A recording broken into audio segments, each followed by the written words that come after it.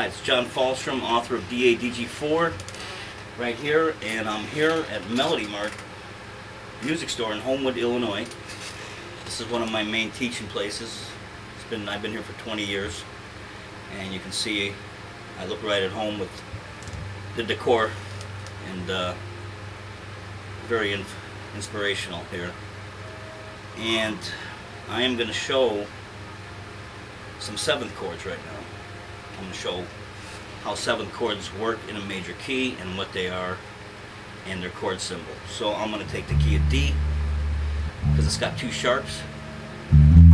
Play the D major scale, and we'll see we got D, E, F sharp, G, A, B, C sharp, and D. 2 sharps, F and C sharp. Now, the first chord, the 1 chord, is a D major chord. That's a basic chord. Now we got to know that it's a major 7th chord also, and here it is, root 3, 5, 7, C sharp. Now you want to strum that baby or finger pick it, you just will leave the 5th out. You got the root, 3rd, 7th. Nice little finger picking here on that D major 7th. D, F sharp, C sharp. Got to know your notes. Let's go to the 2 chord, which is E. 2nd note in the scale becomes the minor chord. E, G, B, E, G, and B. Now we add the 4th note in the chord, which is the minor 7th. E, G, B, D. E, G, B. 2 chords of minor 7th. How we strum that chord is we'll leave out the 5th again. We'll play the 3rd here, the root here, E. The minor 3rd. Little finger on the flat 7. So you got your root, flat 3rd, flat 7. E minor 7th.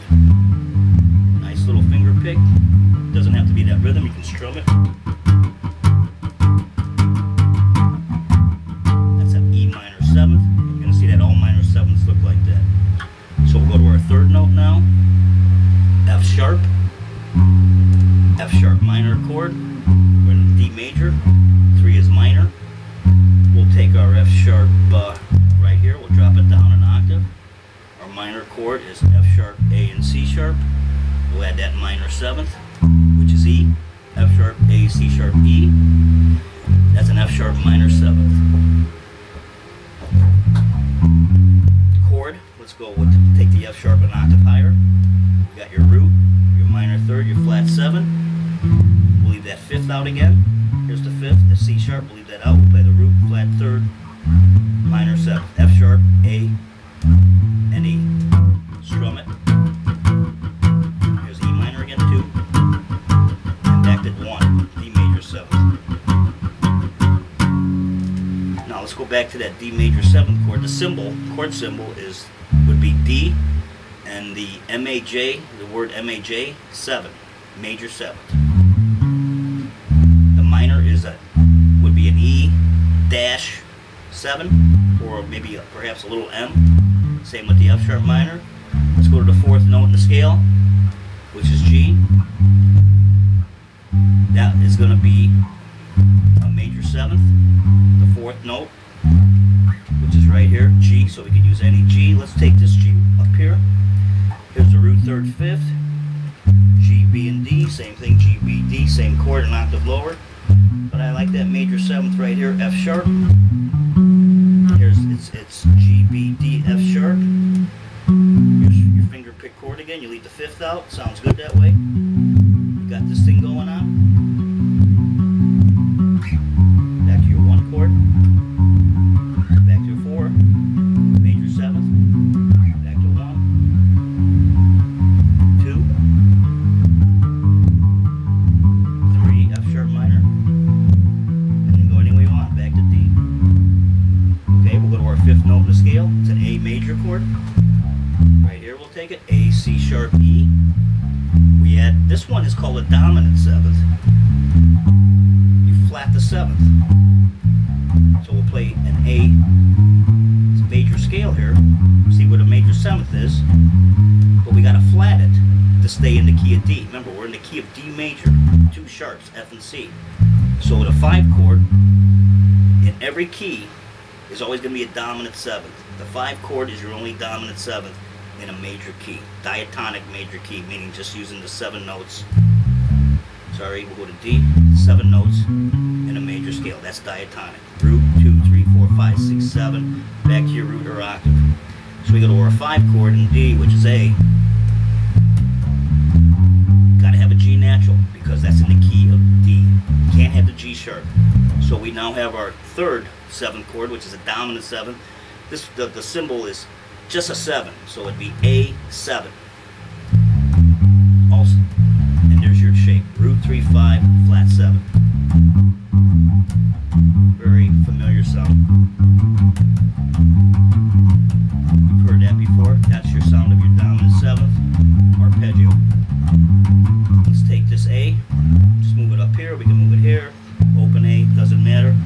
And we get our strum little chord, we're going to go A, here's your shape, A, C sharp, E, G. We'll leave the 5th out again, you got your root 3rd, flat 7. Got that nice sound, blues, rock, familiar with that. Strum it. Get that sound. Okay, let's go to our 6th chord, B minor, 6th note is B. Drop it down an octave, B. It's a minor chord, B, D, F sharp. Our 7th is A. Here's our 4th note in our chord, B, D, F sharp, A. Arpeggio right there. Right there, boom. Let's play a chord. Let's take a B. Let's take the B right here. A little octave higher, 2 frets higher. We'll leave the 5th out again, B, D, and A. Beautiful sounding chord. That's the shape. The symbol is B, little dash, next to it, 7, B minor 7, 6th chord. We'll go to our 7th chord, our last 7th chord today. It's called a half diminished. You got your, we'll go on the 7th note in the scale, C sharp, drop it down an octave. Don't have to, but I'm gonna. And the shape is the root, minor 3rd is E. Got the flat 5th G, all these notes are in the key of D, and then of course your 7th is B. Half diminished means, get this real quick, it's a diminished chord is all minor 3rds. From here to here is a minor 3rd, from here to a minor 3rd, but from here, the flat 5th to this 7th is a major 3rd. So that's a half diminished 7th. A fully diminished 7th would be the B flat. We'll get to that later. This is called a half diminished 7th. The symbol is a circle with a little dash to it. So this would be C sharp, half diminished 7th. Here's the arpeggio. And oddly enough, the chord for this, the shape, works really good by leaving the flat 5th out and just playing another minor 7th chord. So we got a C sharp, E, and B, but if you want to play that 5th, it's a little awkward. You gotta kind of like borrow that chord, which is be tough on some basses. But I kind of like do that. And then we go back to D. So we got all our. So what you want to memorize is in the major key. The 1 and 4 are always major 7 chords. The 2, 3, and 6 are always minor 7s.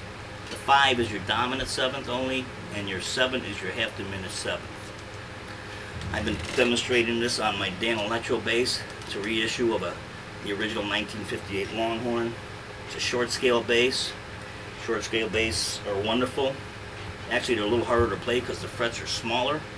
If you long scale, you tend to overshoot some of the notes, so you got to really pay attention to these short scale basses. And short scale basses sound just as good as long scales. Just got to get used to the little guy. Hi, it's John Falstrom, and today is August 2nd, 2010. Thanks.